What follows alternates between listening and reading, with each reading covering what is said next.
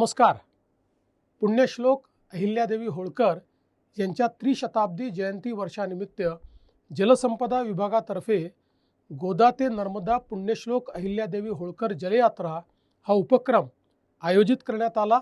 याचा मला अतिशय आनंद आहे. हा उपक्रम अत्यंत प्रेरणादायी आहे. पुण्यश्लोक अहिल्यादेवी होळकर यांनी राज्यकारभारासोबतच धर्म, संस्कृती, समाजजीवन आणि जलव्यवस्थापन यांना एकत्र जोडणारी अद्वितीय दूरदृष्टी दाखवली. देशभरात त्यांनी उभारलेले घाट, मंदिरं आणि जलस्रोत आजही शाश्वत विकासाचे उत्कृष्ट उदाहरण आहेत. आजच्या काळात वाढती लोकसंख्या, हवामान बदल आणि पाण्याची वाढती गरज लक्षात घेता जलव्यवस्थापन हा अधिक संवेदनशील आणि अत्यावश्यक विषय बनला आहे. या पार्श्वभूमीवर ही जलयात्रा केवळ प्रतिकात्मक नसून ती व्यापक लोक चळवळ ठरेल असा मला विश्वास आहे. या यात्रेमध्ये राज्यातील 30 प्रमुख नद्यांच्या जलाने नर्मदा पूजन करण्यात येणार आहे.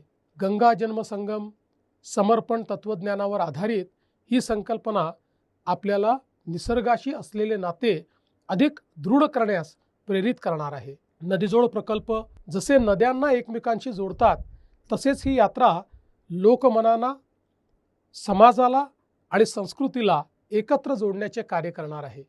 जलसंवर्धनाबाबत जागृती करणे, पाणी बचतीच्या आधुनिक तंत्रज्ञानाचा प्रसार करणे, महिला सक्षमीकरणाला चालना देणे आणि समृद्ध सांस्कृतिक परंपरेचे पुनरुज्जीवन करणे ही या यात्रेची प्रमुख उद्दिष्टे आहेत.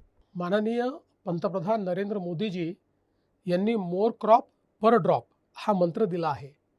त्याद्वारे शेतीत पाण्याचा कार्यक्षम वापर वाढवण्यावर भर देत आहोत. या यात्रेमुळे सूक्ष्म सिंचन, जल पुनर्वापर आणि स्थानिक जलस्रोतांचे संवर्धन करण्याचा संदेश प्रत्येक गावातील शेतकऱ्यांपर्यंत प्रभावीपणे पोहोचेल. ही यात्रा केवळ जल व्यवस्थापनापुरती मर्यादित नाही, तर मंदिर, घाट, जल व्यवस्थापन, रोजगार, संस्कृती, विकास या साखळीचा पुनर्विचार करून ग्रामीण भागात नव्या आर्थिक संधी निर्माण करण्याचा हा प्रयत्न आहे. या जलयात्रेचा मार्ग अत्यंत अर्थपूर्ण आहे. त्र्यंबकेश्वर ते शिर्डी आणि चौंडी ते शिर्डी आणि तिथून पुढे नर्मदेपर्यंतचा हा प्रवास केवळ भौगोलिक नसून सांस्कृतिक आणि सामाजिक एकात्मतेचा प्रवास आहे. माता गोदावरीचे पाणी आणि चौंडीची माती नर्मदा भूमीत नेण्याचं हे पुण्यकर्म आहे. या उपक्रमातून शासन, प्रशासन आणि समाज यांच्यातील समन्वय अधिक मजबूत होईल. लोकसहभागातून जलसंधारणाची एक प्रभावी चळवळ उभी राहील.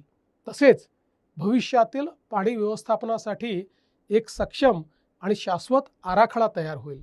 जलसंपदा मंत्री डॉक्टर राधाकृष्ण विखे पाटील यांच्या मार्गदर्शनाखाली या यात्रेचे नियोजन अतिशय नेटकेपणाने करण्यात येत आहे. याचा मला आनंद आहे. यानिमित्त श्री विखे पाटील यांचे तसेच या उपक्रमात सहभागी असलेल्या सर्व शासकीय अधिकारी, कर्मचारी आणि सामाजिक संस्थांचे हार्दिक अभिनंदन करतो. मी राज्यातील सर्व नागरिक, शेतकरी बांधव, युवक आणि माता भगिनी यांना या यात्रेत उत्स्फूर्तपणे सहभागी होण्याचे आवाहन करतो. चला, आपण सर्व मिळून जलसंवर्धनाचा संकल्प करूया आणि जलसमृद्ध महाराष्ट्र घडवूया. धन्यवाद. जय हिंद, जय महाराष्ट्र.